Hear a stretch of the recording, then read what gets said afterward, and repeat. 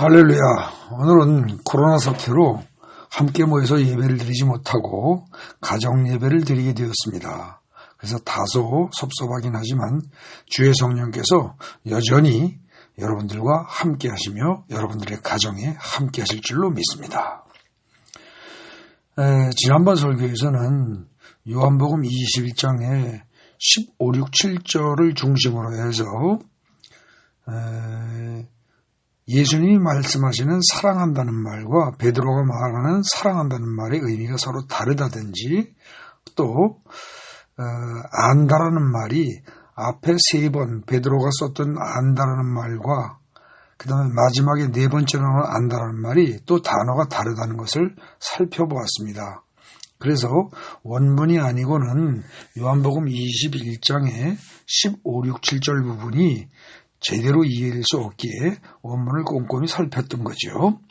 오늘은 그 내용을 토대로 해서 21장 전체의 내용을 다 살펴보도록 하겠습니다. 그래서 요한복음 21장에서 말하는 요한복음의 최종적인 결론이 도대체 무엇인가 그 부분을 살피도록 하겠습니다. 우선 여러분들이 성경을 보시면서 1절부터 차곡차곡 같이 살펴보시기 바랍니다.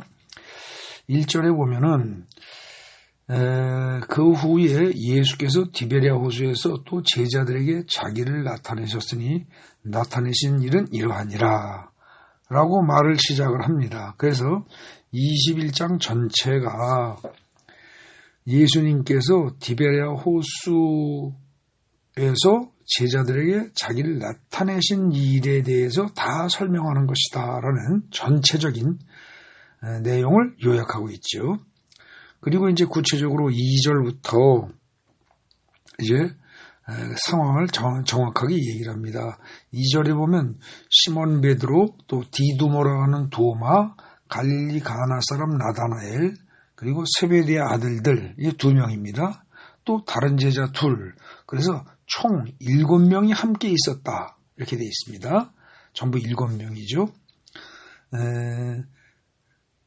그런데 거기 다른 제자 2 중에 하나가 이하 본문을 읽어보면 그게 이 요한복음을 기록한 요한이라는 것을 알 수가 있습니다. 그 다음에 3절에 보면은 시몬 베드로가 나는 물고기 잡으러 가노라 하니 그들이 우리도 함께 가겠다 이렇게 얘기를 합니다. 즉 베드로가 전에는 예수님의 수제자로 자부하면서 뭔가 열심히 사역을 했었는데 이제 완전히 포기하고 자포자기하고 그냥 먹고 살려고 물고기나 잡으러 가야겠다 이렇게 지금 얘기를 하는 겁니다. 그랬더니 또 다른 제자들도 그래 그럼 우리도 함께 가겠다 이러고 그냥 따라갔다는 겁니다. 예수님이 십자가에 못 박히고 돌아가시자 완전히 포기하고 그야말로 오합지졸처럼 다 흩어져 버리는 그런 모습입니다. 그래서 나가서 배에 올랐으나 그날 밤에 아무것도 잡지 못하였더니 이것은 지금 사역을 포기한 후에 어떤 허탈감 그리고 방황하는 제자들을 지금 이야기하고 있는 거죠. 그 다음에 4절 5절을 보면은 4절에서 날이 새어갈 때에 예수께서 바닷가에 서셨으나 제자들이 예수이신 줄 알지 못하는지라. 예수님께서 앞에 나타나 계셔도 잘 알지 못합니다. 21장 5절에 보면 예수께서 이르시되 얘들아 너에게 고기가 있느냐 대답하되 없나이다. 말을 걸어도 잘 모릅니다. 말을 걸어도 잘 몰라요. 예수님은 1절에서 자기를 나타내셨다고 그랬습니다. 그런데 찾아오시는 하나님입니다. 요한복음은요 1장에서부터 1장, 2장, 3장, 4장 쭉 읽어보면 찾아오시는 하나님임을 끊임없이 강조해서 이야기하고 있습니다. 21장도 마찬가지입니다. 찾아오시는 하나님, 자기를 스스로 먼저 나타내시는 하나님, 그리고 4절 5절에서 뭐라 그럴까요? 먼저 말씀을 거시는 하나님입니다. 그래서 물어보는데도 불구하고 잘 모르는 거죠. 그 다음에 6절을 보면은요, 뭐라고 말씀하셨냐? 배에 그물을 배 오른편에 던져라 그러십니다. 사실 예수님은 물고기 잡는 사람이 아닙니다. 원래 세상적으로 말하면 목수 출신이지 어부 출신이 아닙니다. 그런데 갈릴리 바닷가에서 잔뼈가 굵은 베드로를 비롯하여 7명의 그 고기 잡는 일에 잘할 수 있는 전문가들이 7명이 고기를 잡고 밤새고 잡았음에도 못 잡았는데 그냥 그물을 배 오른편에 던져라. 그러면 잡으리라. 이렇게 말씀을 하십니다. 그러는데 그래서 던졌더니 물고기가 많아서 그물을 들 수 없더라 이랬습니다. 이건 전지하신 예수님, 모든 걸 다 하시는 예수님, 그리고 순종하는 믿음의 결과로 나타나는 기적과 같은 사건을 지금 얘기하는 겁니다. 근데 이제 그때 비로소 21장 7절에 보면 예수께서 사랑하시는 그 제자, 이하 본문을 읽어보면 이 제자가 이 요한복음의 기록자인 요한임을 알 수 있습니다. 그러니까 요한이 베드로에게 이르되 주님이십니다 라고 하니까 시몬 베드로가 벗고 있다 주님이라는 말을 듣고 겉옷을 두르며 바다로 뛰어내렸다고 합니다. 7절에서요. 그럼 베드로의 예수에 대한 사랑과 열정을 알 수 있는 내용이죠. 그 다음에 21장 8절 봅니다. 다른 제자들은 육지에서 거리가 불과 한 50칸쯤 되므로 작은 배를 타고 물고기 든 그물을 끌고 와서 여기서 지금 50칸이라고 되어 있는데요. 이 50칸이라는 건 개역개정에서 쓴 말이고요. 이게 그 NIV, 영어 성경 NIV를 보면 100야드로 되어 있습니다. 그리고 또 킹제임스 버전을 보면은 200규빗이라고 되어 있는데 100야드나 200규빗이나 거의 같습니다. 91m, 92m 정도. 그러니까 100m가 채 안 되는 거리입니다. 그러니까 이 정도면 큰 소리로 대화가 가능한 그런 거리죠. 그래서 한 90m 정도 떨어진 거리예요. 그런데 그러다 보니까 어떻게 돼요? 바다가 깊지가 않아서 작은 배를 타고 큰 배는 육지로 올 수가 없기 때문에 작은 배를 타고 물고기가 잡힌 그물을 끌고 왔습니다. 그냥. 그래서 21장 9절에 육지에 올라보니 숯불이 있는데 그 위에 생선이 놓여있고 떡도 있더라. 주님께서 준비를 하신 거죠. 그 다음에 10절에 예수께서 이르시되 지금 잡은 생선을 좀 가져오라 하시니 시몬 베드로가 올라가서 그물을 육지에 끌어올리니 가득 찬 물고기가 153마리라. 이같이 많으나 그물이 찢어지지 아니하였더라. 그러니까 큰 물고기가 그물에 가득 차서 웬만하면 찢어질 만한 상황이었는데 찢어지지 않았다는 겁니다. 그 153마리의 물고기가 그물에 가득 차서 찢어질 정도가 됐다고 하면 이건 굉장히 큰 물고기란 뜻이죠. 근데 이 153이라는 숫자가 그냥 넘어갈 수도 있습니다만 그 유태인들의 그 게마트리아라는 게 있습니다. 게마트리아라는 히브리어 알파벳이 나타내는 숫자로 그 단어가 지니는 의미를 해석해서 성경을 이해하는 방법을 말합니다. 이제 아주 쉽게 얘기하면 A는 1이고 B는 2고 C는 3이고 이런 식으로 히브리어 알파벳 거기에다가 숫자를 하나씩 부여를 하고 그 어떤 단어에 가지는 의미를 그 숫자들의 합으로 계산해서 이해하는 방식입니다. 그걸 게마트리아라고 하는데 이 게마트리아에 의하면 153이란 하나님의 아들들이라는 단어를 숫자로 치환하면 이게 153이 나옵니다. 또 6월절이라는 단어도 게마트리아로 바꾸면 153이라는 단어가 숫자가 나옵니다. 그래서 하나님의 아들들이라든지 6월절 이렇게 해서 구원과 관련된 단어들이 153으로 숫자상 바뀌는 경우가 많이 있습니다. 또 여러분들 다 아시듯이 네로 황제는요. 네로 황제라는 단어를 네로 황제라는 단어의 그 알파벳을 숫자로 다 바꾸면 이게 666이 됩니다. 666이요. 근데 그렇게 했을 때 큰 물고기가 153마리가 잡혔다. 이건 구원과 관련이 있는 것을 의미하는 것이다. 이렇게 해석을 하는 사람들이 많이 있습니다. 근데 어쨌든 뭐 꼭 그렇게까지 모른다 할지라도 약간 베드로가 그물을 끌어당겨서 보니까 물고기가 엄청 많이 잡혔더라, 그런 얘기입니다. 다음 21장 12절을 봅니다. 12절에 예수께서 이르시되 와서 조반을 먹으라 하시니 제자들이 주님이신 줄 아는 거로 당신이 누구냐 감히 묻는 자가 없더라 그럽니다. 이 말은 무슨 뜻일까요? 주님이신 줄 알기 때문에 묻지는 않는데 실제로 어떻게 돼요?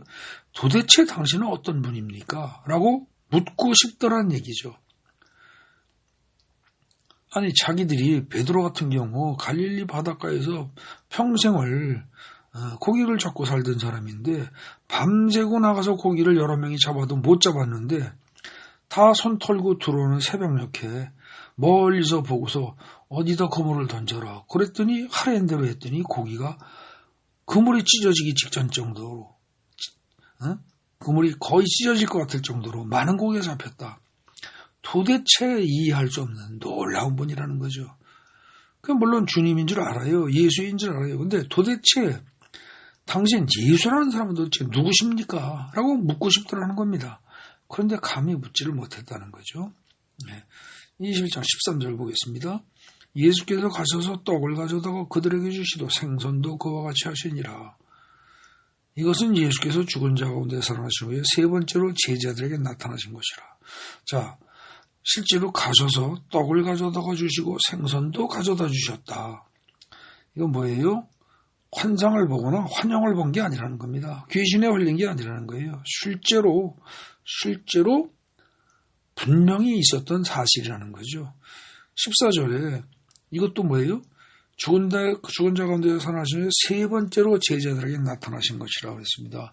세 번째로 나타난 것이 그럼 첫 번째, 두 번째는 언제였느냐? 그건 바로 앞장인 20장을 보면 나옵니다. 20장에서 제자들에게 한번 나타나시죠. 근데 그때 도마가 없었습니다.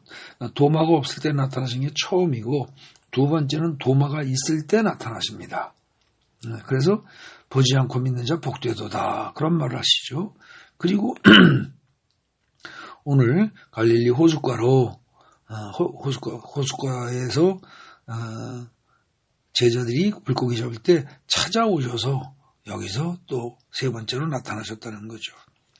15절에 보면은요, 여기서부터는 지난번에도 살폈었습니다. 그래서 15절, 16절, 17절은 그냥 제가 이 본문을 직역이 아니라 의역한 내용을 그냥 천천히 읽어드리겠습니다. 여러분들이 유튜브로 보시는 분들은 여기 글씨를 제가 청색으로 했는데 그냥 그 부분 읽어드리겠습니다. 15절입니다. 직역이 아니라 의역입니다. 요한의 아들 시몬아, 내가 이 사람들보다 나를 더 사랑하느냐? 즉 아가파오 하느냐?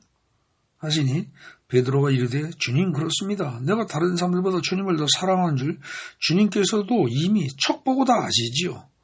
A도 하시지요. 그대로입니다. 하지만 제가 말하는 사랑의 의미는 주님이 말씀하신 의미와 달라요. 저는 신적인 수준의 사랑, 즉 아가페가 아니라 단지 인간적인 수준에서의 사랑, 필레오를 뜻할 뿐입니다. 아니 예수께서 어쨌든 나를 사랑한다면 내 어린 양을 먹이라 하시고 16절 또 두 번째 이르시되 요한의 아들 시몬아 내가 하나님의 사랑으로 나를 사랑하느냐 즉 아가파오 하느냐 하시니 이르되 주님 사랑하기는 합니다. 그러나 내가 주님을 하나님이 원하시는 수준의 사랑을 하지는 못하고 단지 친한 친구 사이에 행해지는 인간적인 수준의 사랑을 하는 즉 필레오를 하는 줄을 주님께서 이미 직관적으로 다 아시지 않습니까? 즉 A도 하시지 않습니까? 하니 예수께서 어쨌든 내가 나를 사랑한다면 내 양을 치라 하시고 17절 세 번째 이르시되 요한의 아들 시몬아 그런데 친구를 사랑하듯이 인간적인 수준에서 네가 나를 사랑할 수밖에 없다는 말이지 즉 너는 나를 필레오할 수밖에 없다는 말이지 하시니 주께서 세 번씩이나 네가 나를 사랑하는 문제로 물으심으로 베드로가 난감한 표정을 지으면서 근심하여 이르되 주님 오늘도 주님은 배 오른편에 그물을 던지면 엄청나게 많은 물고기가 잡힐 것을 이미 다 알고 계셨잖아요. 그것만 봐도 주님은 척 보면 모든 것을 이미 다 직관적으로 아시는, 즉 의도하시는 그런 분이십니다. 게다가 주님께서 잡혀가던 그날 밤에 저는 주님을 3번씩이나 부인했었죠. 또 그 전에 주님을 실망시킨 일도 여러 차례 있었고요. 그리고 오늘도 주님의 제자로서 해야 할 일은 모두 다 포기한 채 그저 먹고 살기 위해서 물고기나 잡으러 나왔지만 밤새 한 마리도 못 잡은 저 베드로 아닙니까? 그러니 제가 주님을 단지 인간적인 수준으로 사랑하는 줄을, 즉 필레오하는 줄을 이 모든 일들을 통해서 이미 경험적으로 잘 아시지 않습니까? 즉 기노스코하지 않습니까? 예수께서 이르시되 그럼에도 불구하고 내 양을 먹이라. 신적 수준의 사랑을 실천하기 위해서 필요한 능력은 하나님께서 주시리라.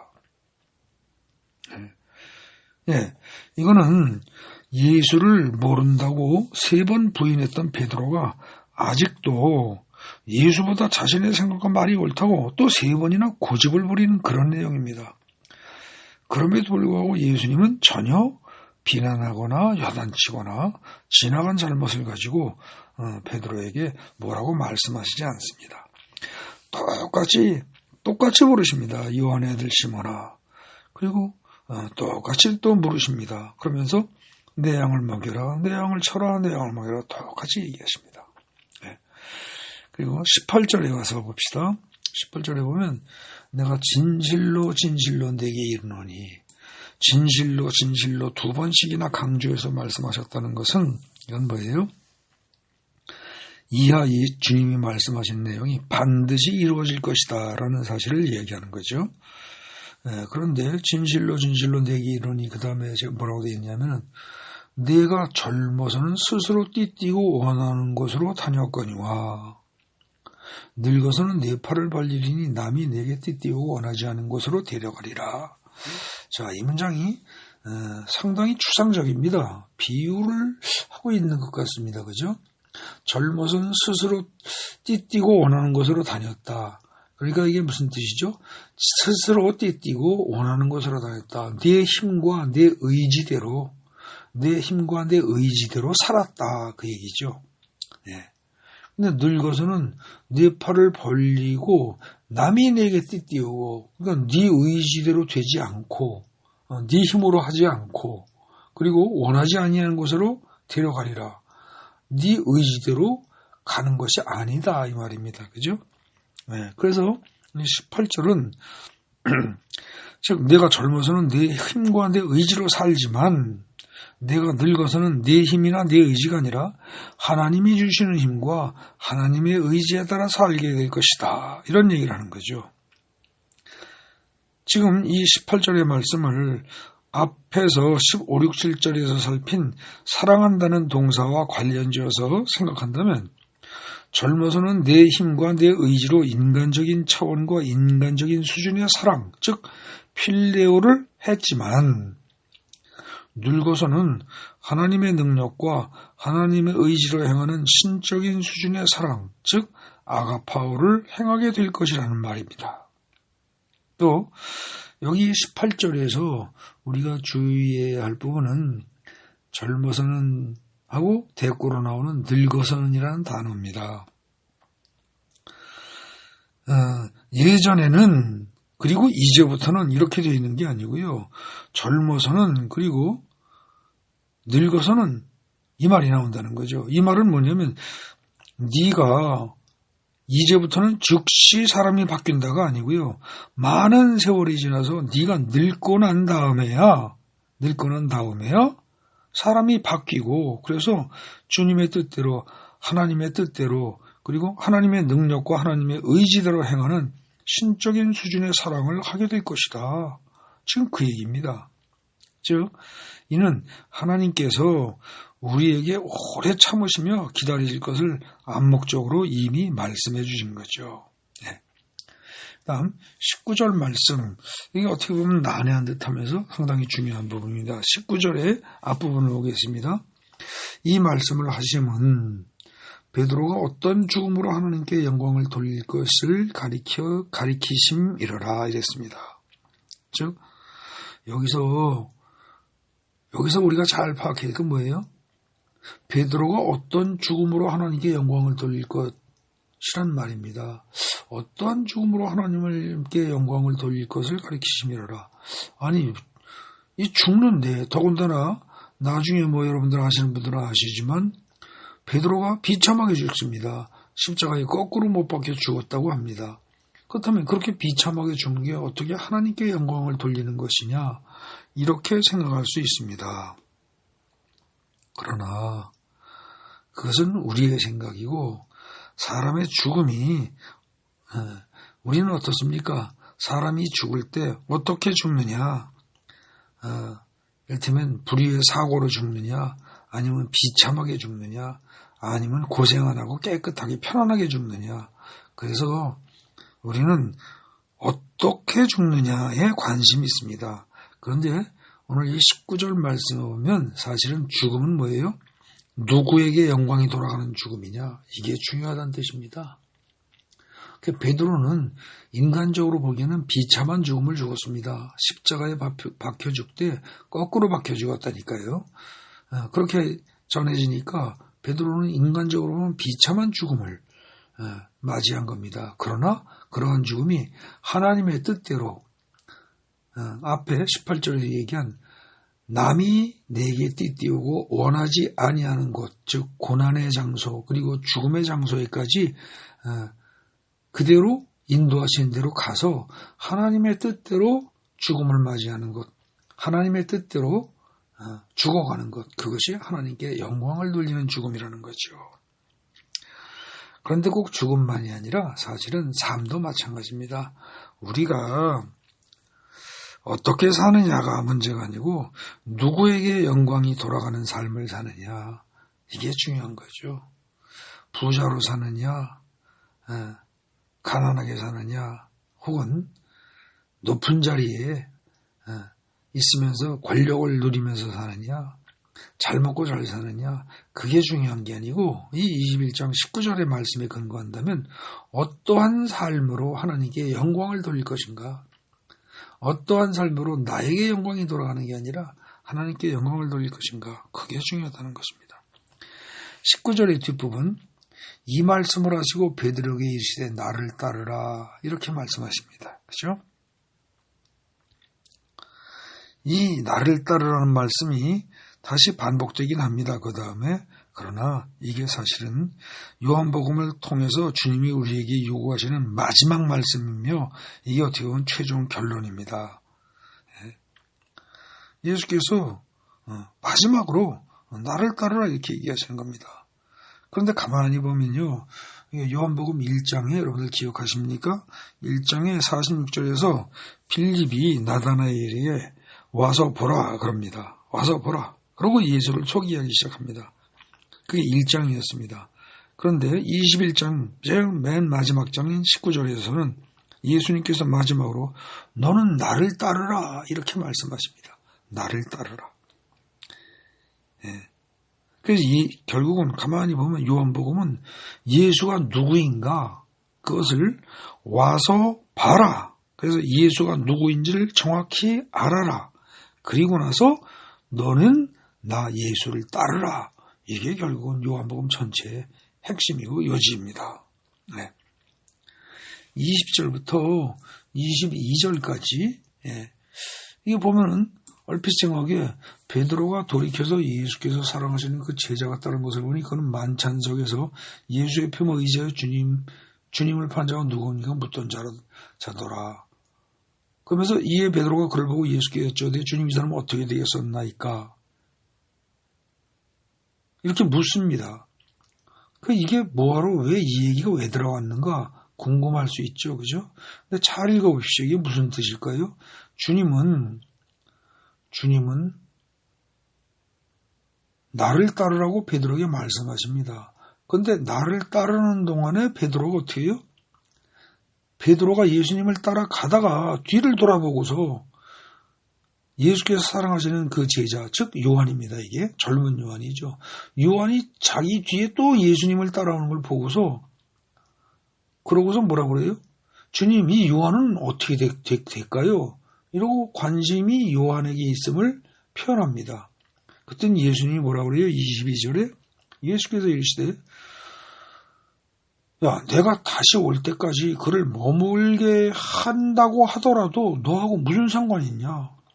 너는 남 신경 쓰지 말고 그냥 너는 나를 따라. 너는 나를 따르라. 이렇게 지금 22절에서 말씀하십니다. 지금 이거는요, 아주 평이한 얘기 같지만 참 중요한 얘기입니다. 베드로는요, 사실 비교의식에서 벗어나지 못한 사람입니다. 열등감에서 벗어나지 못한 사람입니다. 그러니까 어떻게 돼요? 예수님이 나를 따르라 그러는데 자꾸 딴 사람을 보는 겁니다. 예, 심지어 자기보다 나이가 한참 어린 요한을 의식합니다. 예수님은 오직 나 예수만을 바라보고 예수만을 따르라고 말씀하십니다. 다른 사람에게 눈을 돌리지 말라고 말씀하십니다.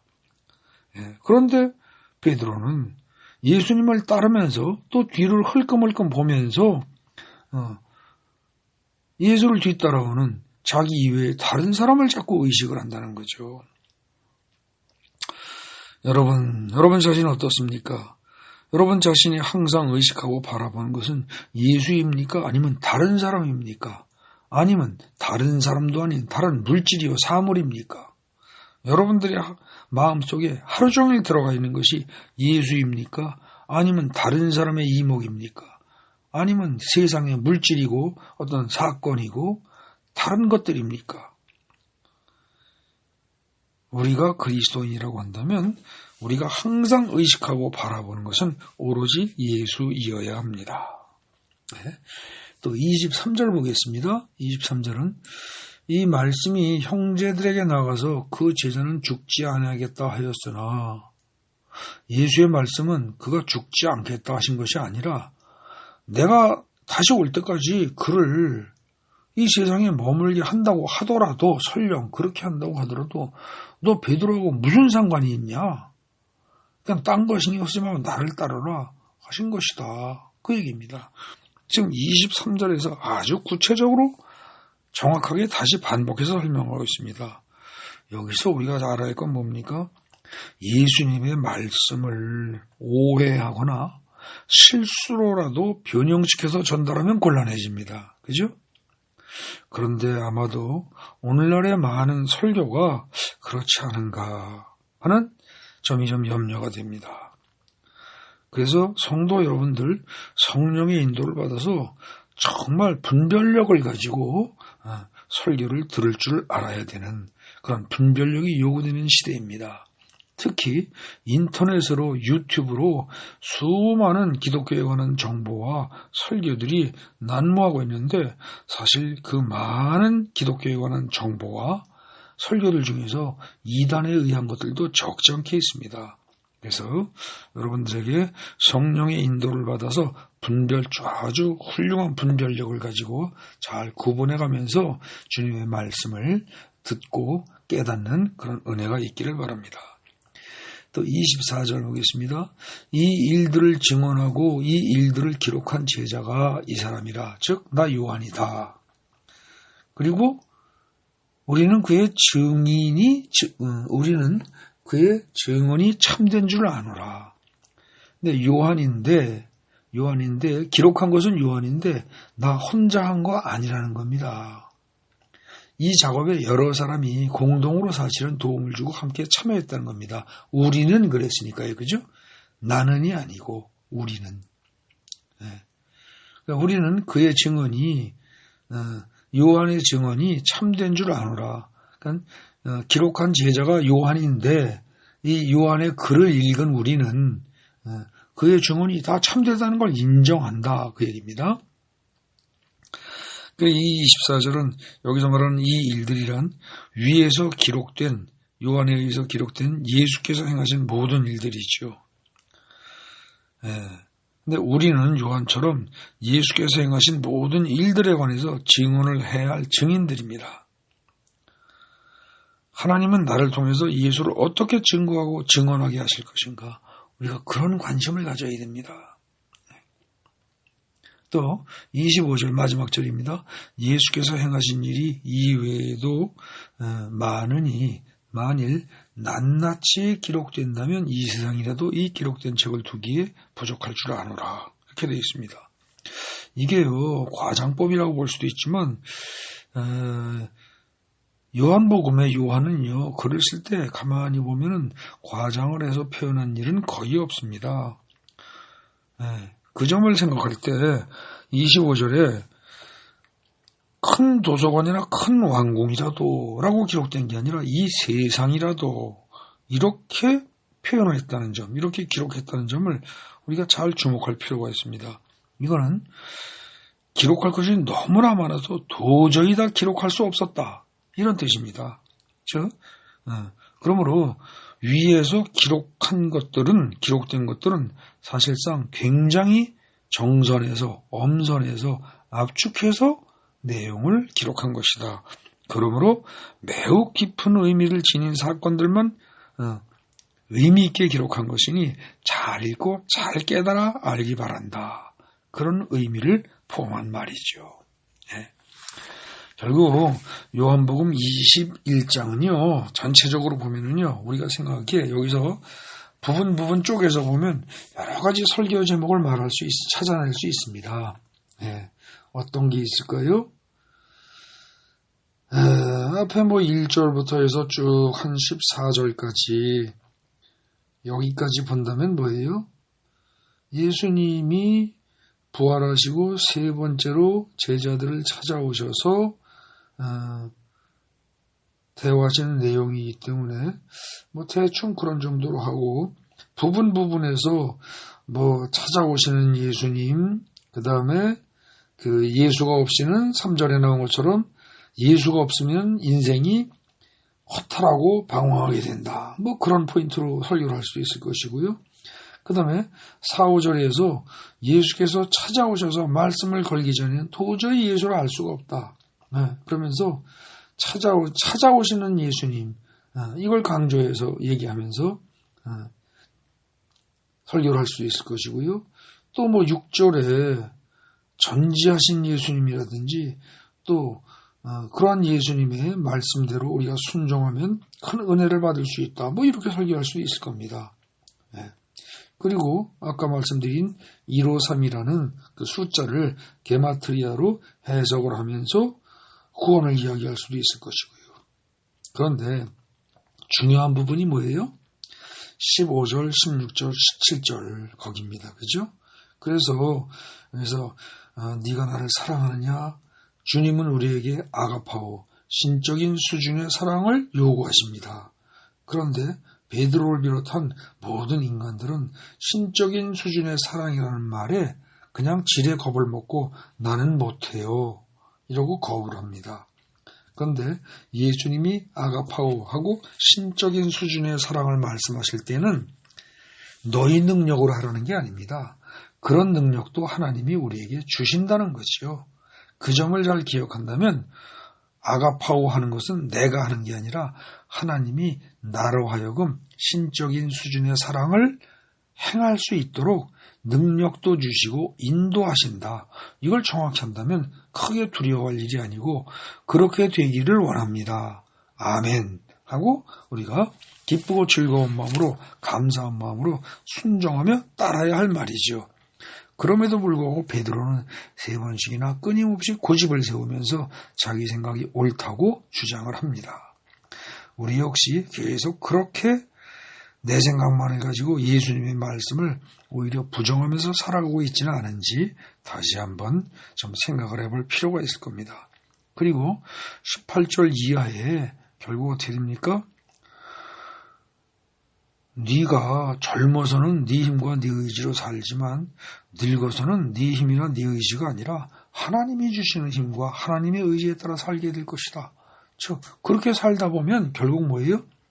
필레오가 아니라 아가파오, 즉 인간적인 수준의 사랑이 아니라 신적인 수준의 사랑까지도 하는 날이 오게 될 것이다. 그런 얘기를 하고 있습니다. 그러면서 너희가 죽을 때 무엇을 어떤 죽음을 죽었느냐? 편안한 죽음이냐? 고통스러운 죽음이냐, 비참한 죽음이냐, 아니면 너희에게 영광이 되고 그야말로 덕이 되는 죽음이냐, 그게 중요한 게 아니라 하나님께 영광을 돌리는 수 있는 죽음이냐, 이게 중요하다는 점을 또 이야기하는 거죠. 그러면서 19절에서 어떻게 보면 19절과 22절에서 반복해서 뭐예요? 나를 따르라고 말씀하십니다. 이것이 어찌 보면 요한복음의 최종적인 결론인 것이죠.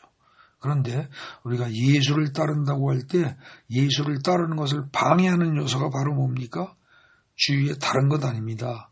주위에 환경적인 요소가 있는 게 아니고 내 속에 있는 비교의식과 내 속에 있는 열등감이 예수에게 초점을 맞추는 것이 아니라 나로 하여금 자꾸 주위의 다른 사람 혹은 다른 사물에 눈을 돌리게 만들기 때문에 예수만을 바라보는 일에, 그리고 예수를 따르는 일에 실수를 하는 거죠. 실패를 하는 거죠.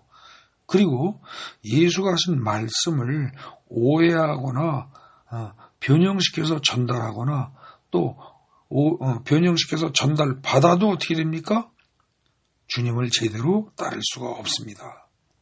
그래서 우리는 내적으로는 어떻게 됩니까? 비교의식이나 열등감을 벗어버리고 오로지 사람 보지 아니하고 예수님만 바라보고, 그리고 또 혹시라도 주위에 누가 하나님의 말씀을 오해하거나 변형시켜서 전달할 때 그것을 정확히 구분해서 잘라내고 거절할 수 있는 그런 분별력이 요구되는 상황이죠. 그 점을 잘 깨닫고 오로지 주님만 바라보고 세상 바라보지 아니하고 딴 사람 바라보지 아니하고 또 예수님의 말씀을 들어도 오해하지 아니하고 또 변형시키고 변질시켜서 전달하지 않은 그러한 우리 모두가 되어야 할 줄로 믿습니다. 아멘.